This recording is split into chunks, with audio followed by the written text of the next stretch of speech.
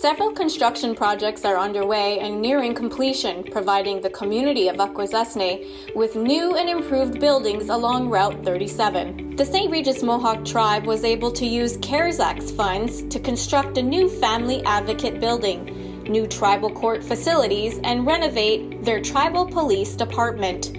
SRMT Director of Planning and Infrastructure, Colleen Thomas, says her division has been very busy working in conjunction with local companies to complete these important projects. Well, in recent years, there has been a need for a new tribal court building. As you may know, they were sharing space with the tribal PD. So both of them had a portion of that justice building, tribal court taking up almost half of the space. So they're not that big of a program, but much of that space was dedicated to the courtroom itself. So they didn't have enough room. And then, of course, with the size of the tribal police department, they certainly didn't have enough room on their end either. Discussions were already happening over the past several years as to how these buildings needed a lot of improvement in terms of safety and space, among other things. CARES Act funds provided the perfect opportunity. The executive director's office came up with the idea to build a new building for the tribal court. So then the PD would be able to take over the entire building. And then there was, long discussions about where a tribal court building could be located. We went through the site selection process and came up with that location next to the IGA. At the time, the family advocate was in a rundown trailer on that site. So then the conversation kind of got expanded to, can we build a new family advocate building as well? Because they also had space density issues. Executive Director for the Saint Regis Mohawk Tribe, Jalessa Barrero, says the safety of employees and the community is a top priority. With our construction project specifically, these are health and safety first and foremost.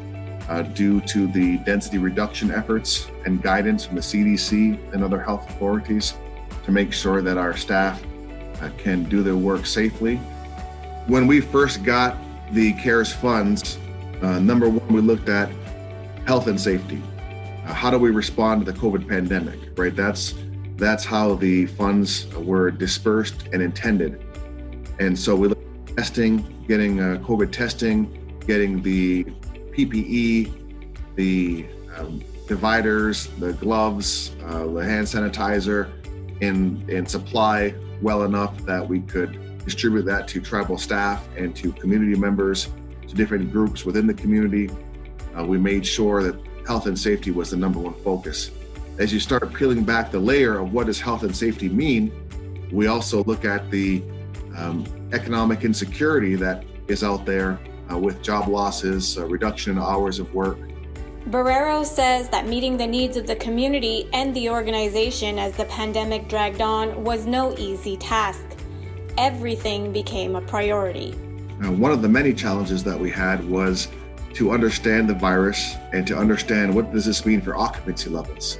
So our compliance department, as well working in hand with our Office of Emergency Management and Safety, work together to establish new occupancy levels at local businesses, as well as in our tribal government buildings, so that we could return people to work.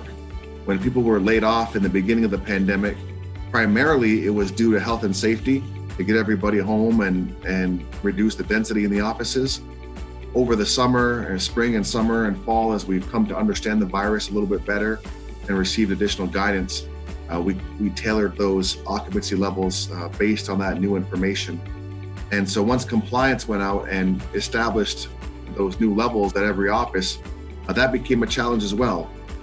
It's of course for the health and safety of the staff, but it also meant that many more people had to telecommute, which was not necessarily a bad thing, but we couldn't have as many people together in the offices.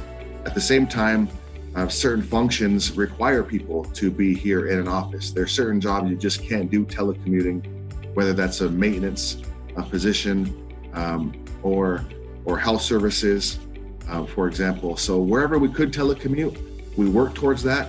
We used our CARES money to buy more tech, laptops, cameras, etc., that we could use to allow people to video conference and the like. But those occupancy levels really drove a lot of those issues. We still have some areas where we cannot bring staff back simply for the fact that we don't have space.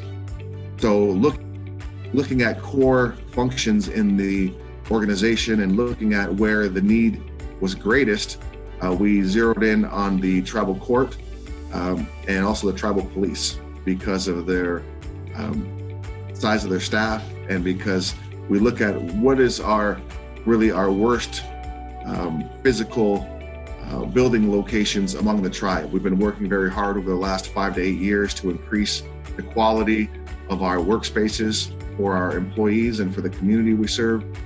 But we have a few on the list that we need to enhance, upgrade, or simply replace. Once the tribe settled on their building plans and selected their local contractors, they now had a tight deadline to meet. It was, almost a design build process. We already had our preliminary plans, so we approached 2 local contractors and just had a very honest conversations with them about this short time frame and the manpower they might need to do it, and fortunately they were willing to take on the task. So we have Akwesasne earth movers doing the family advocate and the tribal court building, and then Danko Construction doing the tribal police department. And they're long hours, 6 days a week, and hired extra crews and brought on subcontractors just to increase their labor force. And we're tribal PD. I'm almost 100% certain that we'll finish by December 30th, and then the other 2, if we're not at 100, we'll be that close. The Saint Regis Mohawk Tribe staff and contractors are working hard to meet the December 30th funding deadline, all in an effort to improve the community's overall well-being and safety.